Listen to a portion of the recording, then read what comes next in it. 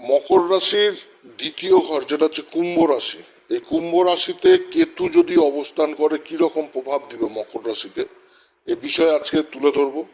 কোন দিক থেকে লাভ, কোন দিক থেকে বিশেষভাবে সাবধান, এবং কোন বিশেষ উপাচার করবে যদি কেতুর এরকম অবস্থান হয়। তো যাই হোক, অনুষ্ঠানটি শুরু করার আগে সমস্ত দর্শক বন্ধুদের নমস্কার জানাচ্ছি। তার সাথে বলবো, যারা দেখছেন বহুদিন ধরে অবশ্যই চ্যানেলটিকে সাবস্ক্রাইব করবেন, এই চ্যানেলের সঙ্গে থাকুন, জ্যোতিষীয় সম্পর্কিত অনেক তথ্য জানতে পারবেন।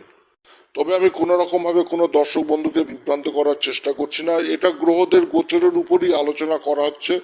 এটা কারোর সাথে মিলতে পারে কিংবা নাও মিলতে পারে। তো যাই হোক, কেতুর প্রভাব নিয়ে আজকে বলবো। এর আগের দিন বলেছিলাম রাশির উপর কিরকম প্রভাব, আজকে বলবো রাশির দ্বিতীয় ঘরে এই মকর রাশির ক্ষেত্রে, তারপরে তৃতীয় চতুর্থ, এমনি করতে করতে 12টি ঘরের প্রভাব নিয়েই আলোচনা করব। কেতু হচ্ছে কি মোক্ষের কারক। কেতু থেকে গভীর ডিপ জ্বর শিকড় এগুলো বোঝায়। অন্তর্মুখী কেতু, অন্তর্মুখী জিনিসটা কেতু থেকে বোঝানো হয়। আর রাহু থেকে বোঝানো হয়েছে বহির্মুখী। কেতুকে বলা হয় আমাদের এই জ্যোতিষশাস্ত্রের ঝান্ডা, ধ্বজা, যেটা সবসময় উপরেই লাগানো হয়, কারণ পতাকা ঝান্ডা সবসময় কিন্তু উপরেই লাগে। আর কেতুকে আমাদের জ্যোতিষশাস্ত্র মতে বলে কুজবৎ কেতু, অর্থাৎ মঙ্গলের সমান কিন্তু ফল দিয়ে দেয়। মঙ্গলের মতন একটুতেই অধৈর্য, একটুতেই তাড়াহুড়া, পারাপারি, এ সমস্ত কেতু থেকে দেখা হয়।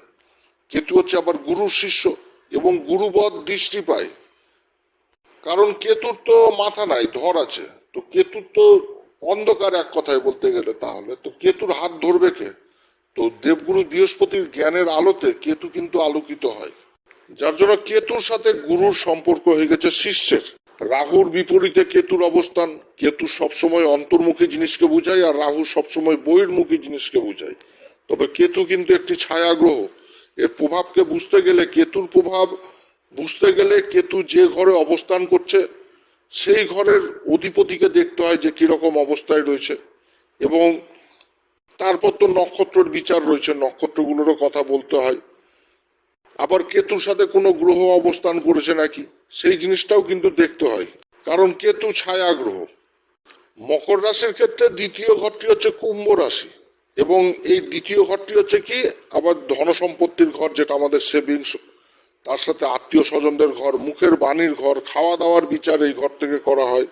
কেতুর এই ঘরে অবস্থান করা মানে ধন সম্পত্তির দিক থেকে যথেষ্ট ভালো প্রভাব দিবে, কারণ কেতু রাশির দ্বিতীয় ঘর, যেটা হচ্ছে ধন সম্পত্তির ঘর, তারপরে অষ্টম ঘর, একাদশ ঘর, এই সমস্ত ঘরে কিন্তু যথেষ্ট ভালো ফল দেয়। যেখানটাতে ধন সম্পত্তির ব্যাপারটা চলে আসে, টাকা পয়সার ব্যাপারটা চলে আসে, সেইখানটাতে কেতুর ফল যথেষ্ট ভালো হয়। তো কেতুর এই দ্বিতীয় ঘরে অবস্থান হওয়া মানে জীবনে কিন্তু আকস্মিক ধন সম্পত্তি লাভ করাবে।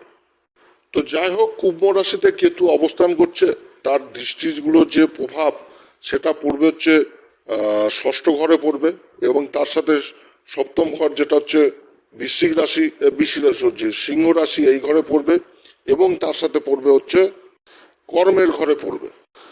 কুষ্ঠিতে যদি শনির অবস্থান ভালো থাকে, বা যে এই যে কুম্ভ রাশিতে যে অবস্থান করছে কেতু, তো কুম্ভ রাশির অধিপতি শনির যদি অবস্থান ভালো থাকে তাহলে কেতুও কিন্তু যথেষ্ট ভালো ফল দিবে।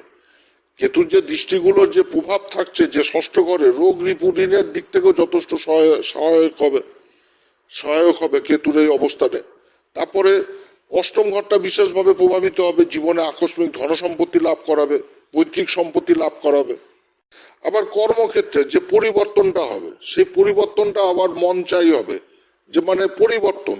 শনি যদি বলবান থাকে তাহলে কর্মের ঘরে যে অস্থিরতা তৈরি হবে সেটাও কিন্তু একটা জাতকের পক্ষেই থাকবে। যে কোথাও পরিবর্তন হলো, তো সেটাও কিন্তু পরিবর্তন, এমন পরিবর্তন হবে যেখানটাতে জাতক নিজেকে কমফোর্টেবল মনে করবে, এরকম হবে কিন্তু এই অবস্থানে। এবার নক্ষত্র, যে নক্ষত্রগুলো পড়ছে, ধনিষ্ঠা নক্ষত্র যেটা মঙ্গলের নক্ষত্রে, মঙ্গলের নক্ষত্রের 2টি চরণ, শতবিশা নক্ষত্রের 4টি চরণ, এবং পূর্বা ভাদ্রপদের 3টি চরণ পড়ছে এই কুম্ভ রাশিতে। তো ধনিষ্ঠা নক্ষত্রে যদি এই কেতু অবস্থান করে, যেটা হচ্ছে মঙ্গলের নক্ষত্র, এবং অধিপতি দেবতা হচ্ছে অষ্টবসু। কেতু হচ্ছে অন্তর্মুখী, আগেই বললাম। এবার যে ধনিষ্ঠা নক্ষত্রের মেন যে জ্যোতিষশাস্ত্র মতে যে চিহ্ন, সেটা হচ্ছে বাদ্যযন্ত্র, ঢোল, যেটা আধ্যাত্মিক পূজার কাজেই বেশি ব্যবহার করা হয়, এরকম জিনিসটা। তো কেতু থেকে আধ্যাত্মিক জিনিসটা উঠে আসছে, যার জন্য এই ধনিষ্ঠা নক্ষত্রে যদি কেতু দ্বিতীয় ঘরে অবস্থান করে তাহলে কি হবে, ব্যক্তিকে ভোগ বিলাসিতা থেকে বিচ্ছিন্ন করবে এবং গভীর আধ্যাত্মিকতার দিকে টেনে নিয়ে যাবে। এবার অষ্টম ঘরে কেতুর যেহেতু দৃষ্টি থাকছে, যার জন্য মঙ্গলের যে শক্তি, মঙ্গলের যে ঊর্জা আর কেতুর যে আধ্যাত্মিক বিচার, এই জিনিসটা কিন্তু এক মিশ্রণ হয়ে এই আধ্যাত্মিক উদ্দেশ্যকে বিশেষভাবে একটা লাইনে নিয়ে চলে আসবে এবং গুপ্ত বিদ্যার উপর, গুপ্ত সাধনার উপর আকৃষ্ট হবে। অর্থাৎ যারা তন্ত্র ক্রিয়ার সাথে যুক্ত থাকছেন তাদের কিন্তু এই নক্ষত্রের এই অবস্থান যথেষ্ট ভালো অবস্থান। আবার ধনিষ্ঠা নক্ষত্রে কেতুর এই অবস্থানে শিল্প প্রতিভা যদি আগের জন্মের এরকম কোনো প্রভাব থাকে, যে প্রতিভা, শিল্পের যে একটা প্রতিভা, সেটা এই জন্মে কিন্তু বর্তমান রূপে সেটা প্রকাশ পেয়ে যাবে। অর্থাৎ ভিতরের যে গুণ, যেটা ন্যাচারাল প্রকৃতি দ্বারা প্রাপ্ত, যেটা তার পূর্ণ ফল, সেই জিনিসটা কিন্তু এই জন্মে প্রকাশ পেয়ে যাবে এবং তাতে মান সম্মান যথেষ্ট বৃদ্ধি হবে।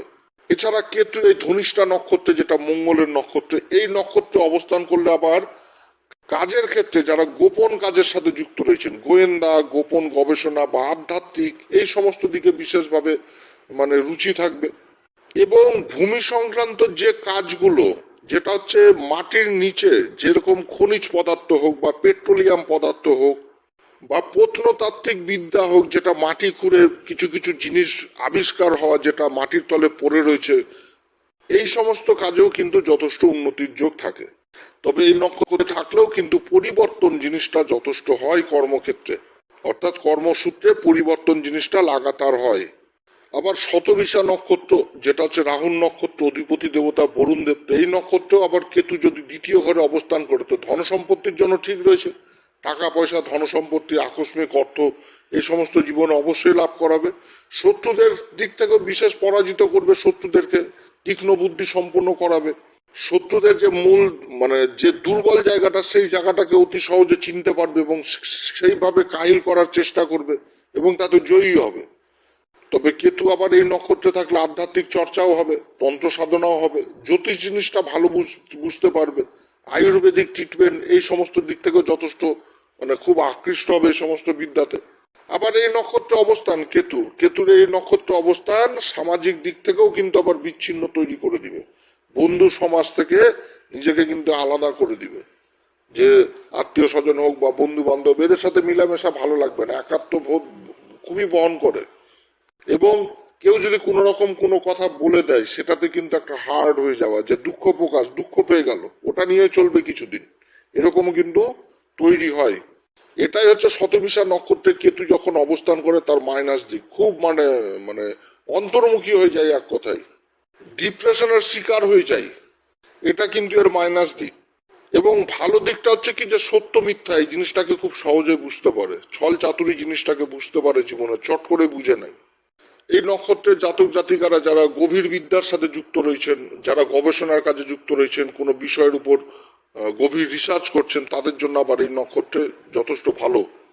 আবার পূর্বা ভাদ্রপদ নক্ষত্র, যেটা দেবগুরু বৃহস্পতির নক্ষত্র, অধিপতি দেবতা হচ্ছে অজাক পদ, এই নক্ষত্রে কেতুর অবস্থান করলে কি হবে, একটা শক্তিশালী সংযোগ তৈরি হবে। কারণ দেবগুরু বৃহস্পতির নক্ষত্রে কেতু, দেবগুরু বৃহস্পতির চালাই হচ্ছে কেতু, গুরুর চালাই হচ্ছে কেতু। এবার শিষ্য যদি গুরুর নক্ষত্রে অবস্থান করে তাহলে কি হচ্ছে, একটা শক্তিশালী কিন্তু সংযোগ তৈরি হচ্ছে, যেটা ব্যক্তিকে আধ্যাত্মিকের দিকে ঠেলে দিবে।